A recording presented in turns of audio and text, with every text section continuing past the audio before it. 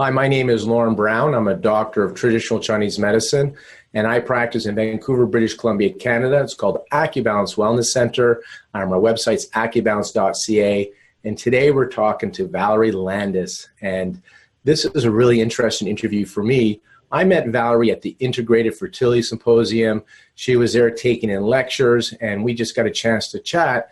And then I discovered that this woman is a wealth of information, and she is a massive patient public advocate for fertility, and her expertise from all the research and looking around and her own personal experiences around egg freezing. Valerie, can you share a little bit about your background, and then let's get into egg freezing? Yeah. Hey, thanks, Lauren. Thanks for inviting me. So my background, traditionally, I went to radiology school. And then I got an MBA in healthcare. But my traditional sense is I started out in sales and in medical sales, selling birth control and women's healthcare products in my early career, and then fell into fertility really naturally just as a sales rep and fell in love with it. So for me, that was like I found my destiny and my purpose. As far as egg freezing came about, it really didn't kind of take off. Egg freezing didn't really take off until like the early 2000s. And it really wasn't great technology until ASRM finally approved it as a non-experimental procedure in 2012. So you can see how egg freezing is not that old. Of course, IVF isn't very old as well either. It's only, about 40 years old. So our practice or our professions have really just transpired and transformed over the last several years.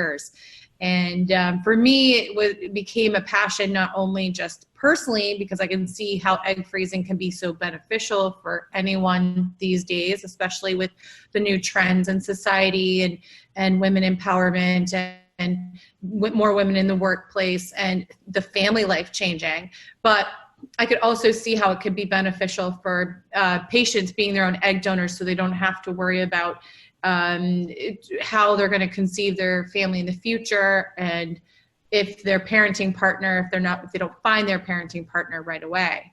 So for me, I just really fell in love and gravitated towards egg freezing because it seems to be like the most impactful for my age group. And I like how you're talking about being your own egg donor, because when patients ask me about it, and we work with a local fertility clinic here in Vancouver, we do a lot of the prep work to get their eggs into their peak fertility potential before they go into their freezing. But the question around it is, should I or should I not? And obviously that's a very personal decision. One of the main things, the way I look at it, it's kind of like car insurance. You have it, but you hope you don't have to use it. And with the egg freezing, it kind of allows women that are in the middle of their careers or they don't have a partner, but they're in their reproductive years, and in 5 to 10 years, they may have missed that reproductive window.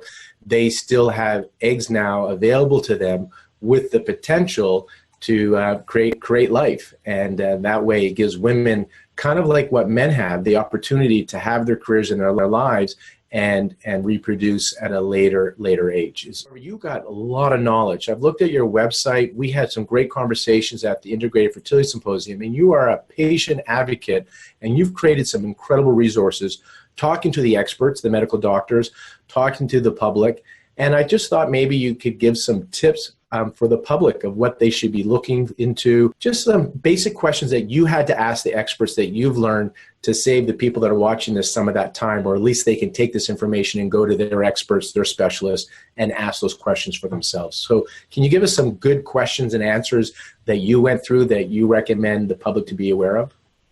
Yeah, so I'll start at the beginning because I will clarify, I'm not a medical physician. I do not hold a license, but I feel like sometimes, they say 10,000 hours of whatever skill will make you an expert.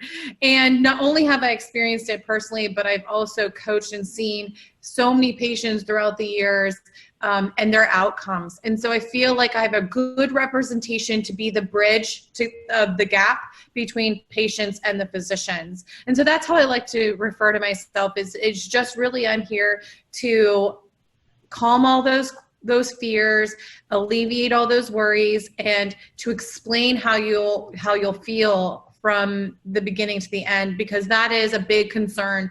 You know, this is a little bit of a scary procedure when most, you know, we're not taught really great reproductive health or even sexual health in school.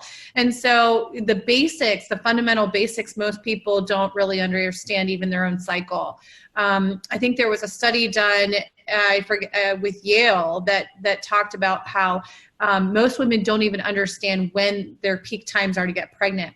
So if those key things are true, and then you throw in the millennials not, focusing more on their career and not getting married till later in life. I mean, the national average from just even first-time marriages has changed by like 6 years or something, which is a huge curveball. You can think of how many people have to wait later in life to get married for that time period to switch. Same for first-time births. I think it was normally like 26, and now it's like 28 or 29 even.